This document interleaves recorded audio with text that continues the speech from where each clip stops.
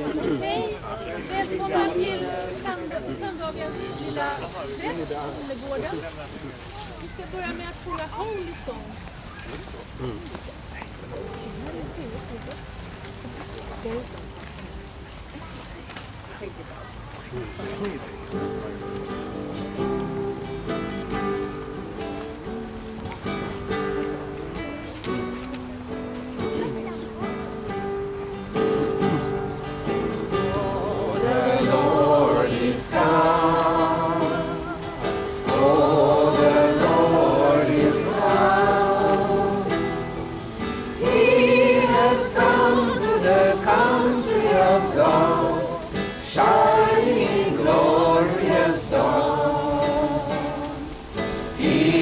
Our leader and Lord, filled with our Father's light, He on man with His word, into the purpose of God. Beautiful Fatherland, welcome the Lord. Come, let us sing and rejoice. Hallelujah, hallelujah, hallelujah.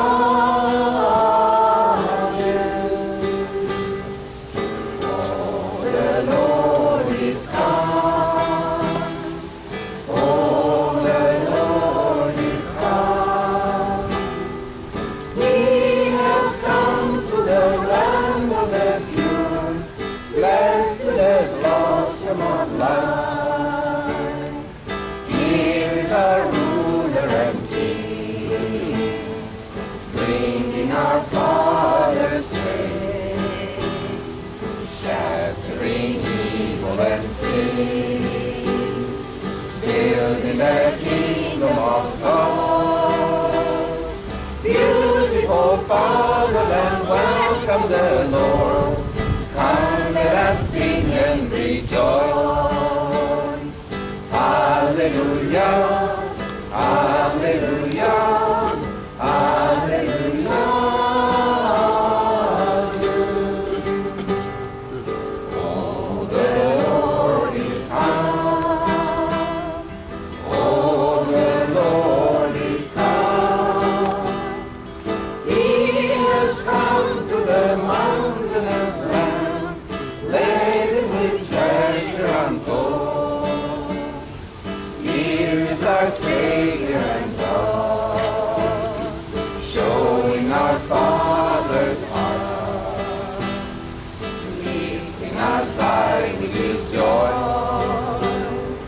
into the glory of God. Come, O my brothers, and welcome the Lord. Come, let us sing and rejoice. Hallelujah. Hallelujah, hallelujah.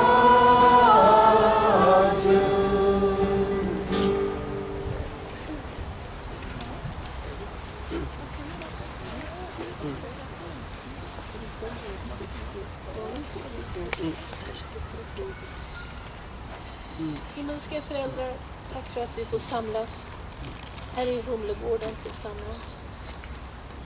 Lyssna på ditt ord, vara i din natur och vara just på den plats som far har välsignat här i Sverige. Vi ber himmelske far att vi kan ta till oss ditt ord, att det kan slå rot i våra hjärtan, att vi kan också bli människor som kan förverkliga godhet och kärlek i den här världen. Att vi kan bli ljus som världen så väl behöver. Så vi ber att hos var och en att denna kärlek kan födas, en tro kan födas, en tro som är en klart levande relation med dig.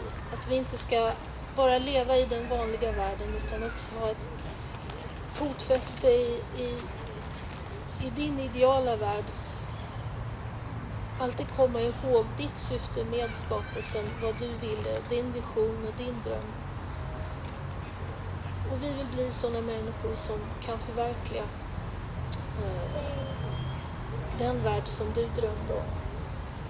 Vi ber detta, himmelske far, i mitt namn, Ingmar Hedberg Kikuchi, fru i en central välsignad familj. Adjö. Ska vi sjunga?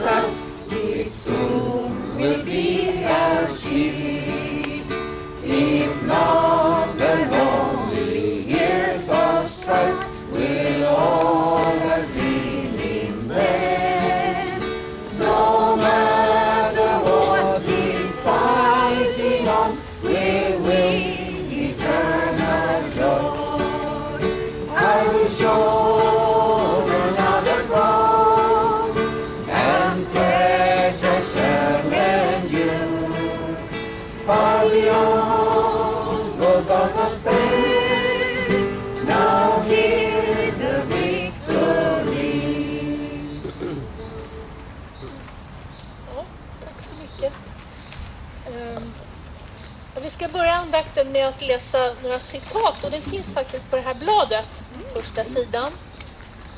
Dagens citat står det. Jag kan läsa först här.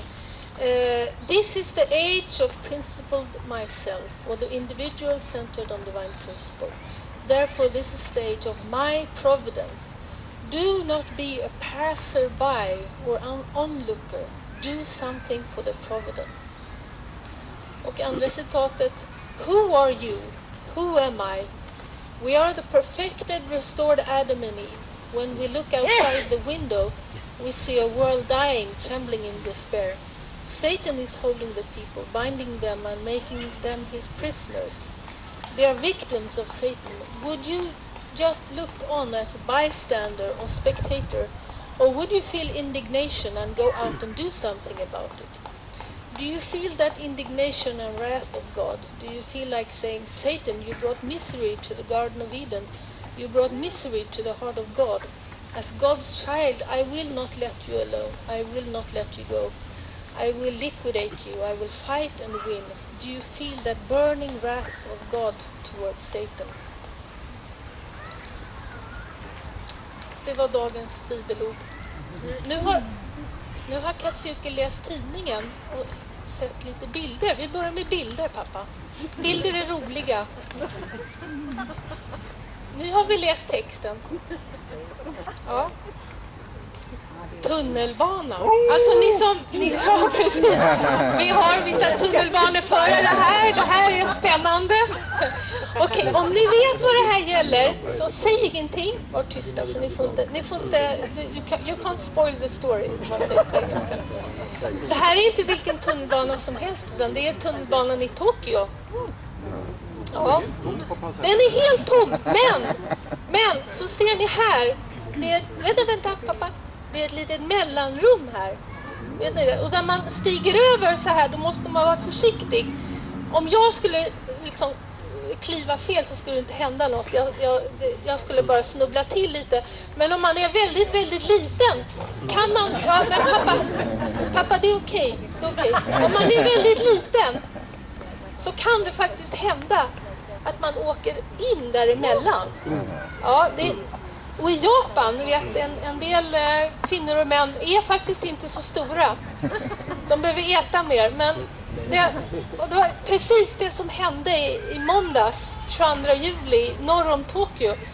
Att en kvinna i 30-årsåldern blev lite stressad när hon skulle gå ut genom tunnelbanedörren där. Så att hon trillade ner. Och vad hände då? Ja, vad önskar vi skulle hända? Nu kan du ta nästa bild. Va? Ja, vi tar nästa bild. Ja, vänta lite. Det här hoppas vi skulle hända. Att det ska komma en Superman som drar upp den här stackars kvinnan och save the day. Och det är det här vad man tror. Om man vore amerikan, då är det här vad man tror kommer att hända. Kanske i Sverige tror vi på Superman, ja kanske lite grann. Men vi hoppas ju ändå att några rådiga, starka människor liksom drar upp henne, eller hur? Liksom. Ja, Bamse eller Karl Alfred eller någon. Men observera, det här hände i Japan. Så vad händer då i Japan? Då kan vi ta nästa bild. Det här hände i Japan. Och det här är ett större mirakel än Superman. Fast kanske ändå inte så konstigt i Japan om man bor där. Vad som hände var att det var människor som arbetar där, personalen. De bara ställde sig upp. Nu måste vi alla försöka hjälpas åt och rucka på tåget. Alla ruckar på tåget, skjuter på tåget. För det går i Japan går då att rucka lite på tåget så att det går liksom att göra den här sprickan större. Alla tog i, all personal, 40 människor, alla som åkte på tåget, alla klev ut. 30 ton. Ja, den väger 32 ton. Så att det är ingen små potatis. 32 ton. I Japan, tunnelbanan eller tågen går ju väldigt exakt, inte försenat sådär, men tåget blev bara 8 minuter försenat. Och det tyckte man ändå var rätt så bra att man klarade av.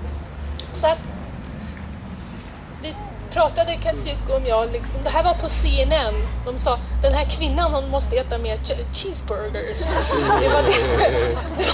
Det var deras lösning på det hela.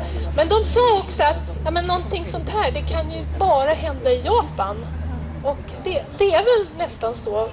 Liksom, jag vet inget annat land där en sån här form av kollektiv heroism kan utspela sig. Och människorna själva, de ser det heller inte som en slags heroism, utan det är något naturligt. Och i Japan man har en vana av att tillsammans öva liksom naturkatastrofer. Vad gör man vid jordbävningar och vad gör man vid överfall eller allt möjligt. Så att man har en vana att göra saker tillsammans. Men naturligtvis, det här är en söndagsandakt. Och då säger jag inte bara här för att det är roligt, utan det är ju en poäng med det hela. För att vi människor, vi har ju en tendens att vi väntar på den store ledaren, eller den här intelligenta, fantastiska människan som ska fixa allting. Men egentligen, om vi vill åstadkomma verklig förändring, då måste vi göra saker och ting tillsammans. Var och en måste träda fram och bli förändringen. Det är då vi kan förändra världen. Så att vi ska göra det. Vi väntar inte på någon egentligen, utan vi ska göra det. Och nu idag efter den här predikan har jag bett Marco och Ingrid att tala om deras upplevelser med Katie Byron och det här seminariet när Marjorie var här. Och innan ni börjar så måste jag bara berätta om Marjorie. Marjorie, hon är ju vår subregional leader i Skandinavien och hon var nyligen här. Och hon arbetar ju med en metodik som framtagen av Katie Byron som är väldigt rolig. Man arbetar för att klura ut sina problem och hitta lösningar och helt enkelt bli starkare. Och alltid när Marjorie kommer, det är som ett mantra som hon hela tiden upprepar till mig. Ja, jag gör det här för att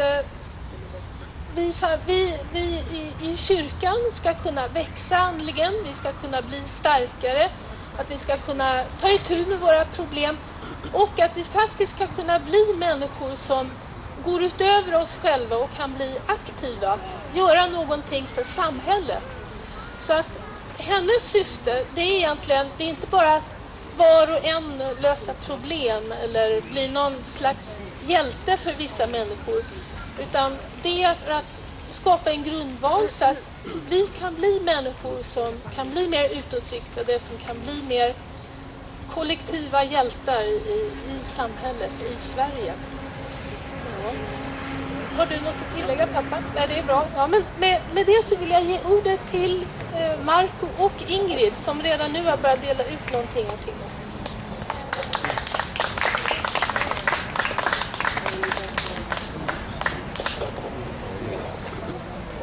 First time experience of this. Hey everybody. Yeah, so we had an introduction to Katie Byron. This is Katie Byron. And we had read some of her work. I actually been to a workshop with Marjorie. And since Marjorie, our leader, has been really studying her and using this also for counseling. So we were really curious. And so we went to this seminar. There's a lot of knowledge out there that is so stimulating and interesting, especially if we can, with the framework of the principle, understand. So I'd like to start just by going through. Basically, when we arrived, everybody was given this sheet of paper. So we made 30 copies. So I'd like to go through. Everybody was asked to read carefully and then go through it. We actually don't have time because we have 10 minutes this morning. So we don't have time to do it, but please keep it, and then if you're interested, you can do it or look more into it or ask us. So this is called Judge Your Neighbor worksheets. And it says, think of a recurring stressful situation. A situation that is reliably stressful, even though it may have happened once only, or recurs only in your mind. Before answering each of the questions below, allow yourself to mentally revisit the time and place of the stressful occurrence. So this could be something that happened this morning, yesterday, or a long time ago, but the time that you really got angry. One should think about that, right? Number one, in this situation, time and location, who angers, confuses, or disappoints you, and why? So it's very clearly set, so one put I am, emotion, with somebody, because. She gives an example also if you look underneath. I am angry with Paul because he doesn't listen to me about his health. This is actually a man, her husband. She uses this example because this Paul doesn't listen to me about his health. So, step one. Step two, in this situation, how do you want them to change? What do you want them to do. For example, I want Paul to see that he's wrong. I want him to stop smoking. I want him to stop lying about what he's doing to his health. I want him to see that he's killing himself. Point 3, in this situation, what advice would you offer to them? We always have advice, right, to people that kind of do something wrong to us. So she says, for example, Paul should take a deep breath. He should calm down. He should see that his actions scare me and the children. He should know that being right is not worth another heart attack. Number 4, in order for you to be happy in this situation, what do you need them to think, say, feel, or do? So here it says, I need Paul to listen to me. I need him to take responsibility for his health. I need him to respect my opinion. 5, what do you think of them in this situation, and make a list. Paul is unfair, arrogant, loud, dishonest, selfish, and way out of line and unconscious of what he's doing. Number 6, what is it or about the situation that you don't ever want to experience again? I don't ever want Paul to lie to me again. I don't ever want to see him smoking or ruin his health again. So this is the first part. So once one does that, one should go to the next one, the 4 questions. This is an important part, listen carefully. So first, when she said, Paul doesn't listen to me about his health, was the first statement that made her angry. Is it true? So to this question, one can answer yes or no. Often it's a gray area, right? But then, so asking again, can you absolutely know that it is true? So one has to really reflect upon that. Are you absolutely sure? 3, how do you react? What happens when you believe that thought? Because we think of something, so we have this thought, and this thought brings about a reaction, right? My wife is not listening to me. I'm upset at her. Who would you be without that thought? So then one should think, okay, if I didn't think of that assumption that might not have been true, how would I feel? Who would I be without that thought? So till this point, I think it's a relatively easy type process. The next process, which is very important, is the turn the thought around, the last part here. So to yourself, you should say, okay, I said that this person doesn't listen to me, but do I really listen to myself or to her? So reviewing and turning it around and making the responsibility basically myself upon me. This was a big insight for me because it's really about looking at things from a different viewpoint. In the principle, we talk about the larger viewpoint, right? We say God's point of view. That's a very easy way in Sweden to block people out completely. Okay, they mentioned God. If you mention God, you're out of place. But in a way, this is it. It's like, okay, the larger point of view, not what I feel in this moment, what I thought it was, but let me look at it with the larger point of view. And so understanding from that point. One thing she talks about is the truth inside each person, which I really like. She again doesn't talk about divine nature, but she talks about the truth inside each person. So by asking these questions, each person should really go deep inside oneself and really connect to the deepest part, our divine part, and really start from there. Because it's from there, and that's what we can change, how we can see things from a different perspective. So this was basic the sheet. As you have this, if you're interested, look at it. One thing that actually Anna suggested was to give some example. So my 6 minutes have gone by, and now Ingrid has the rest of the time for some examples. and eventual questions if you want later on. Yes.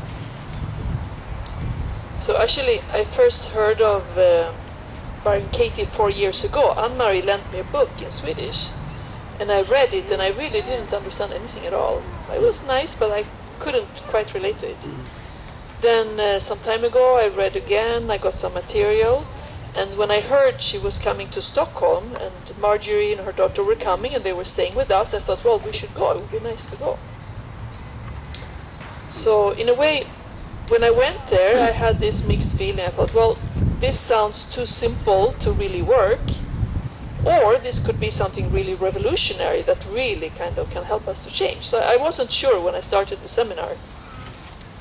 But then the full day of listening to different examples and seeing people on stage, I felt like this is really an amazing way to understand who we are and to help us reflect deeply about problems.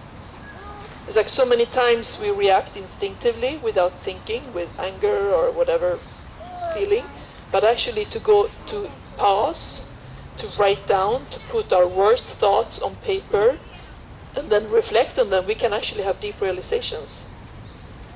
This Byron Katie, she's an old American lady, very American, very funny, but she has this really presence of really helping you to go deep down in yourself, this stillness.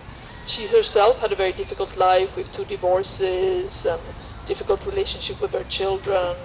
Her child was using drugs, and she was really depressed. She spent years in bed, doing her business from bed. She went through a lot, and then she had this deep realization that changed her life.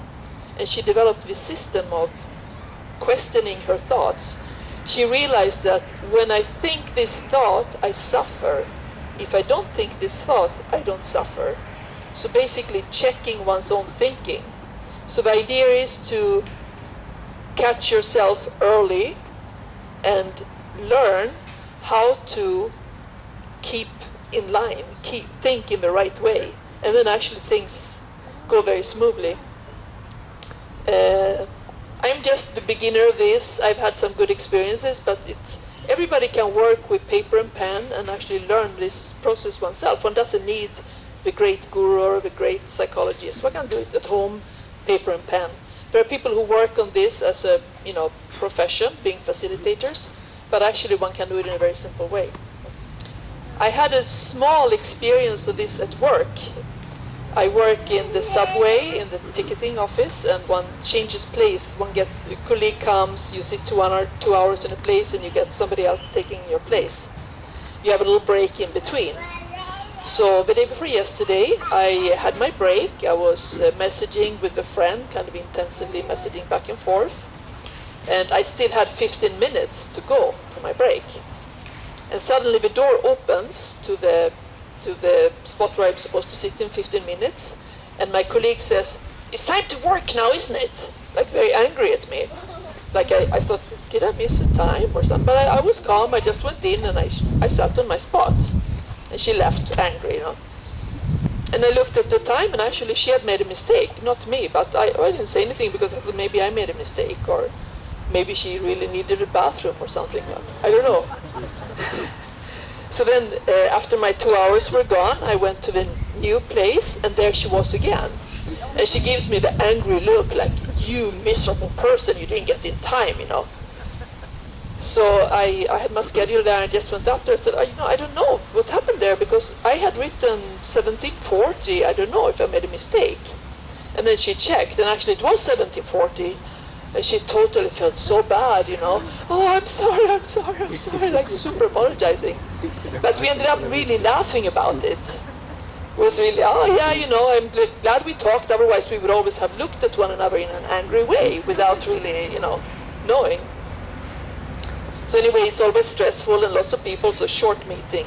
And then yesterday, I again came to her spot. And it was like, "Hey, nice to see you," hugging her. It was just so nice, We had created this great feeling. And she said, and I came 10 minutes early I didn't know it was her, but I said, yeah, I can take. She said, no, take 10 minutes more break. It's okay, it's okay. She was, I feel so bad about yesterday. So we had this nice conversation. And I said, she's from a different country. I don't remember from where, but I said, this is how wars can start. Something little bad happens, and then more and more angry, and then two countries are in war. So we said, well, this was so nice, we should just make one big country and we're in the same country, big country together. So that was just like a very small example how our thinking, if we kind of stop this negative thought and manage to turn it, we can actually create something very different. So, yeah. Maybe one more example. One more example? Which one? In the seminar, Katie brought, was it 4 or 5 people? 4 people on the stage and did like the whole session. A session can take like 45 minutes or something like that, depending. And it can be very difficult issues or very small issues. This particular one was a husband and a wife grocery shopping. And the wife picks up oatmeal and puts in her cart. And the husband, kind of a little irritated, says, we have lots of oatmeal at home, you don't need to buy that. And she feels so offended, and she just walks off, to the other part of the store, very upset. And she writes her sheet, her husband's name is Gunnar. I am so upset at Gunnar because he always belittles me, he always makes fun of me, and he doesn't trust, she's really angry, right? And she makes the whole sheet with this feeling. And then she's asked on stage to go through it with Katie. And actually, what Katie helps her to realize is that her husband is not the evil guy who stops her from buying the food she wants. He just simply wanted to inform her that at home we have 10 packages of oatmeal. You don't need to buy it.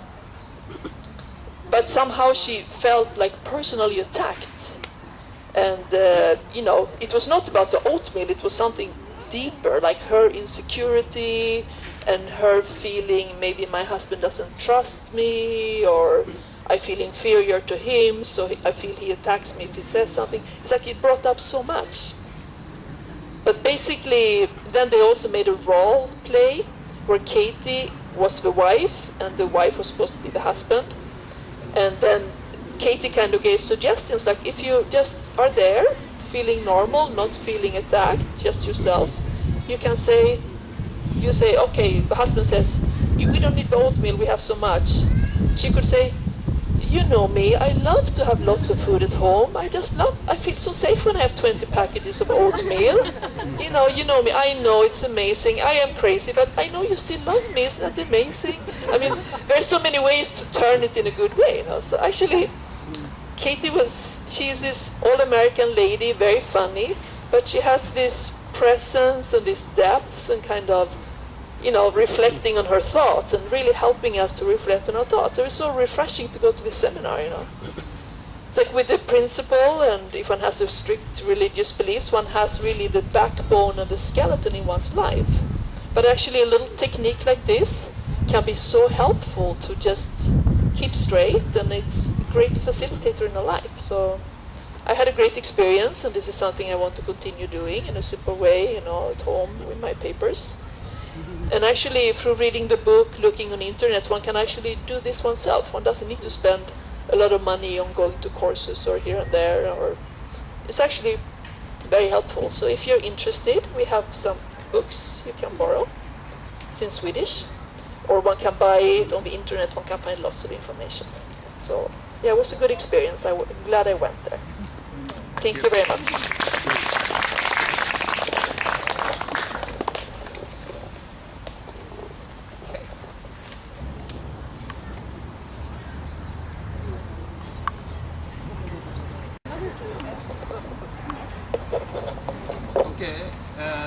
I just want to introduce some people, and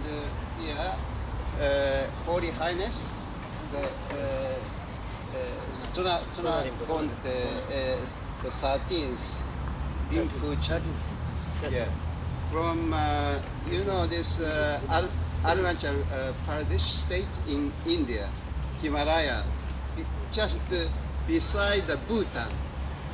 So he was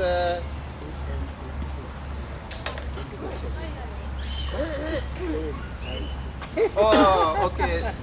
This is like McMahon line. As you know, the beginning of the 12th century, 20th century, the British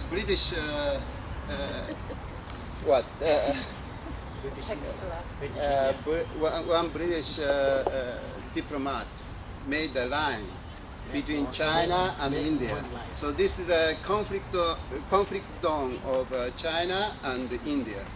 So this is more like many Tibetan people living in that. So he is like a spiritual leader of that area. So also he was involved in the political area. He was a cabinet minister of that state. So he quite active in different areas. So I'm very much got some kind of a Buddhist spirit. Whenever I phone Johan, then he's always there. So he visited 2 weeks this week, and last year it was same. So I brought him to speak for UPF. So we are very grateful. And then this gentleman, Johan Newman, he's a Reklam man, very popular Reklam man. You saw in the TV sometimes, and the newspaper. Yeah?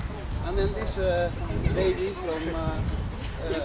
from Russia, when I was Kamchatka, so her sister helped us very, very much. So I invited her to come to visit me. So.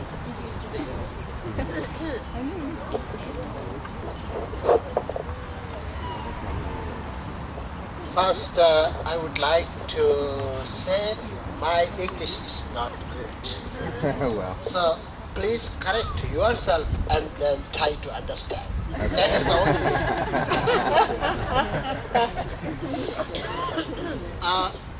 I'm really happy to be here amongst many of our friends.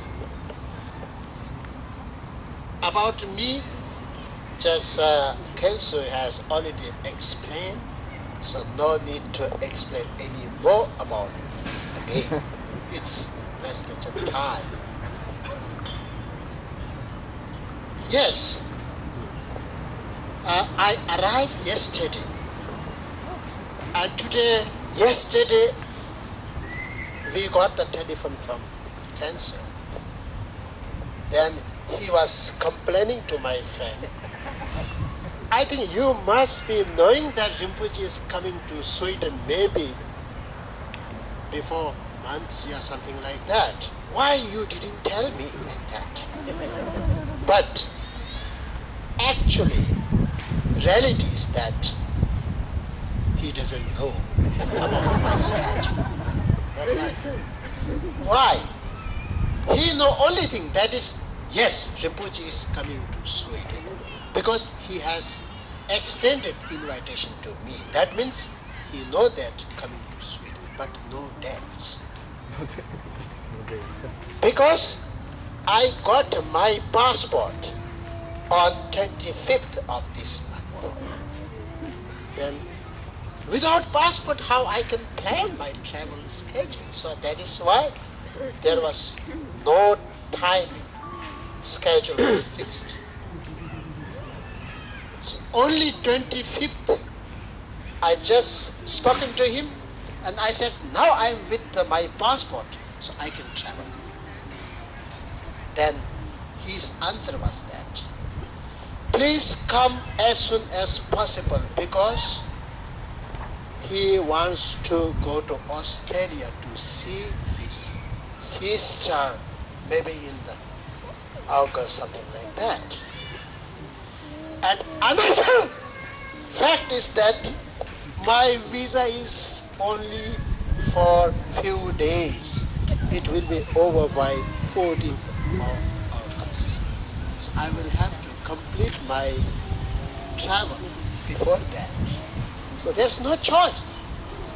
So just I took a air ticket and then just I rush. Yeah? And the funny connection because we haven't spoken for 1 year. He called me yesterday. I didn't go check him. Yes. Okay. So why I am telling this story? This is not the written story, something like that. This is just experience, which was experience myself and he had with you. It means, I think on this earth, whatever happens is, I think we cannot be sure 100% from our own side. It's depend on many cause and conditions. When it's gathered, fulfilled, then situation arise. Things happen. Am I right? Yes. Yes. So because of that, I am philosopher and believer of everything. I must say, situation, products, even our life is fully depend on others, many things like accumulation. So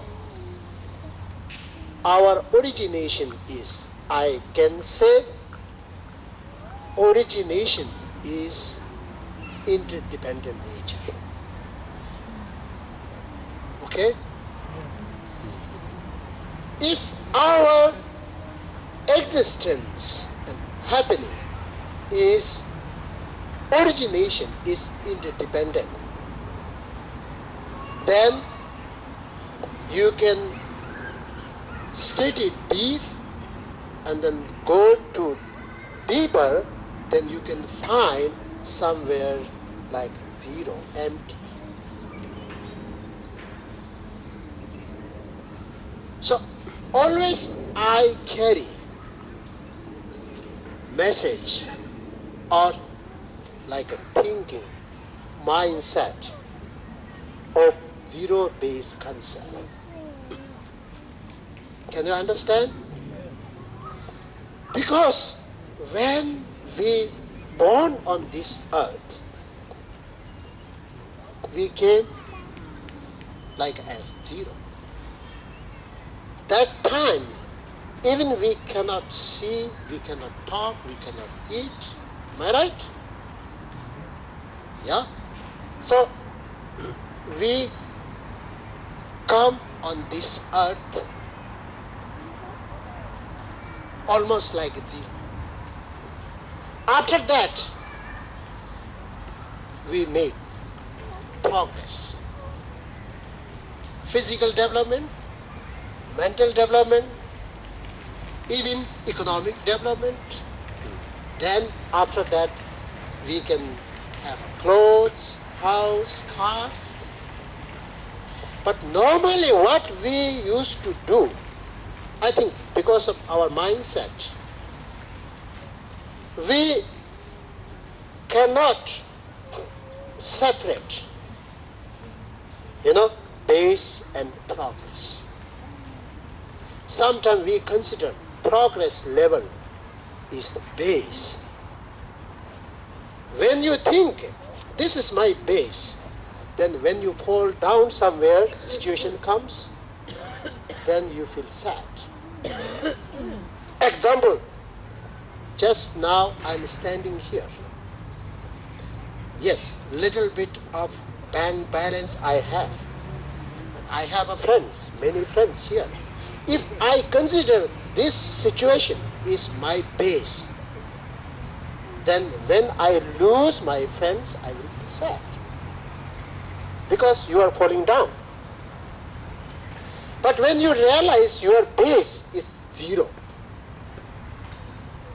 if you are always carrying that mind, then you never be fall down below the 0. That means you can enjoy happiness all the time. So this is 0 base my concept. Yeah. No, my time also 0. So this is my 0 concept. So just I want to share this my concept with you all. Thank you very much.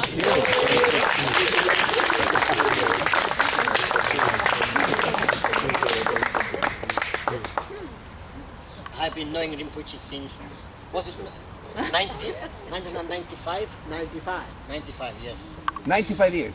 No. I've been knowing him forever.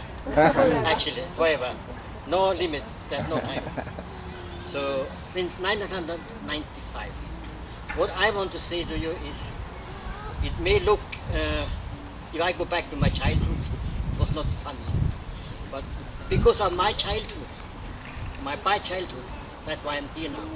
So it's turned, if we can turn. Be happy. Thank you. Amen.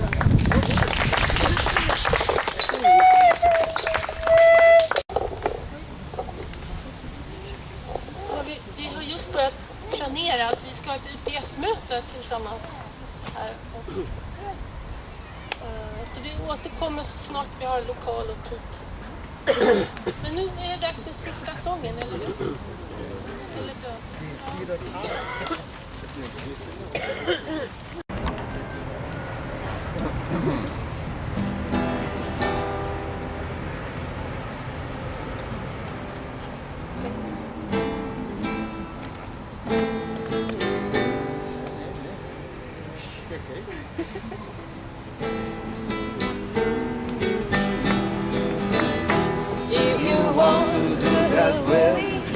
Struggle to fulfill. Sorry.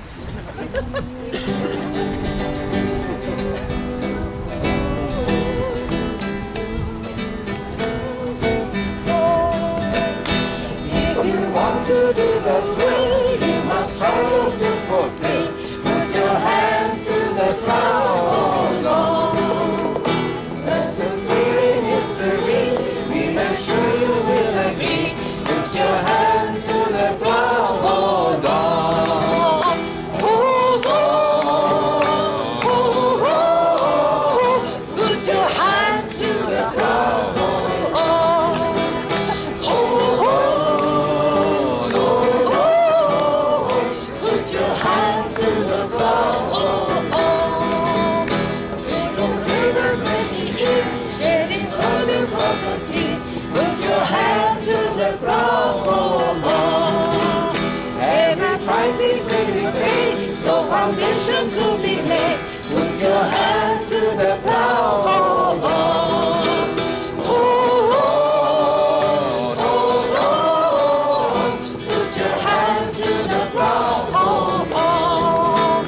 Hold on, hold on. Put your hand to the plow. Hold on.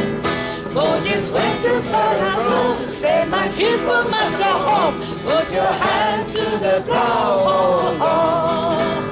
He presents to the end, so my life is not a friend. Put your hand to the plow. Hold on. Hold on, hold on. Put your hand to the plow. Hold on. Hold on, hold on. Put your hands to the plow. Hold on. Jesus hung upon the tree, and he see that all was lost. Put your hand to the plow. Hold on. But his death was not in vain, and God started work again. Put your hand to the plow. Hold on. Hold on, hold on.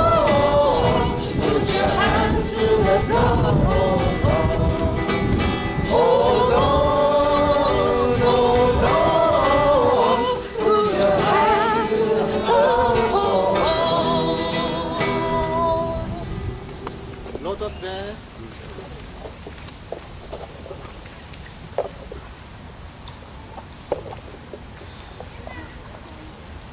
Our most beloved, lovely heavenly parent, we are specially called to this time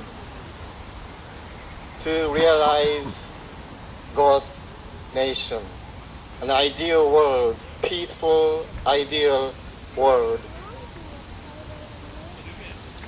We are those who do this job.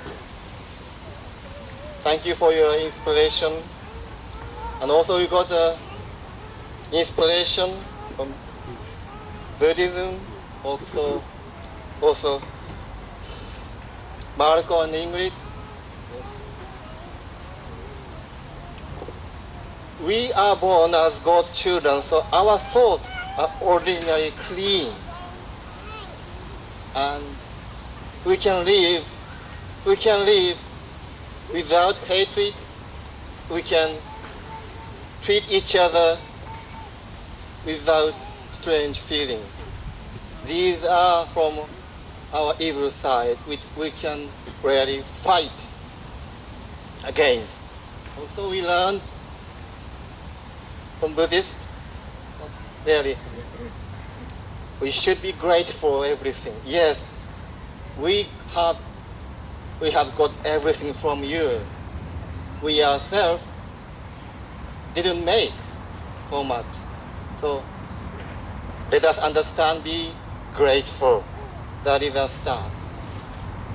Thank you for this wonderful nature and wonderful Sunday. I report in my name, the Blessed Central Family, Kikuchi Katsuyuki. Aju.